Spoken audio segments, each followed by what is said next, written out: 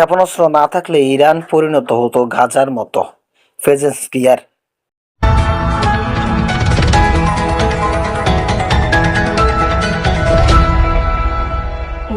দর্শক, ইরানের ব্যালিস্টিক ক্ষেপণাস্ত্র কর্মসূচি নিয়ে নতুন করে অবস্থান স্পষ্ট করেছেন দেশটির প্রেসিডেন্ট মাসুদ পেজেন্সকিয়ার। তার দাবি, এই ক্ষেপণাস্ত্র ক্ষমতা না থাকলে ইসরায়েল ও যুক্তরাষ্ট্র গাজার মতো ইরানকে ধ্বংস করে দিত। একই সঙ্গে তিনি জোর দিয়ে বলেছেন, দেশের প্রতিরক্ষা ক্ষমতা নিয়ে তেহরান কোনো অবস্থাতেই আলোচনা করবে না। ইরান ও যুক্তরাষ্ট্রের মধ্যে যুদ্ধের পরবর্তী সমঝোতা নিয়ে কূটনৈতিক তৎপরতার মধ্যে তার এই মন্তব্য সামনে এলো। সংবাদ আল জাজিরা বলেছেন, মঙ্গলবার 23শে জুন পাকিস্তানে সফরকালে প্রেসিডেন্ট মাসুদ পেজেন্সকিয়ার এই মন্তব্য করেন। মধ্যপ্রাচ্যের যুদ্ধের স্থায়ী অবসান খুঁজতে তেহরান ও ওয়াশিংটনের মধ্যে চলমান আলোচিত পাকিস্তানের গুরুত্বপূর্ণ মধ্যস্থতাকারী ভূমিকা পালন করছে।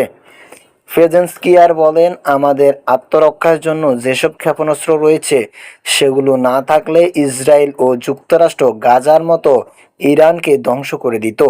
তারা বৃদ্ধা বা শিশু কাউকে রেহাই দিত না। তিনি আরও বলেন, আমরা কোনো পরিস্থিতিতে কারো সঙ্গে কখনো আমাদের প্রতিরক্ষা ক্ষমতার বিষয় নিয়ে আলোচনা করব না। এদিকে পাকিস্তানের প্রধানমন্ত্রী শেহবাজ শরীফ নিশ্চিত করেছেন, যুক্তরাষ্ট্র, ইরান এবং মধ্যস্থতাকারী পক্ষগুলোর মধ্যে হওয়া প্রাথমিক চুক্তিতে ব্যালিস্টিক ক্ষেপণাস্ত্র বিষয়ে কোনো কথা উল্লেখ নেই। গত ফেব্রুয়ারির শেষ দিকে যুক্তরাষ্ট্র ও ইসরায়েলের ইরানে যৌথ হামলা শুরু করে। এরপর শুরু হওয়া যুদ্ধে ইরান ও পাল্টা উপসাগরীয় প্রতিবেশী দেশগুলো এবং ইসরায়েলের দিকে শত শত ক্ষেপণাস্ত্র ও হাজার হাজার ড্রোন নিক্ষেপ করে। মূলত 1980-এর দশকে ইরাকের সঙ্গে যুদ্ধের সময় দুর্বল আকাশ প্রতিরক্ষা ঘাটতি পূরণ করতে ইরান প্রথম ক্ষেপণাস্ত্র কর্মসূচি গড়ে তোলে।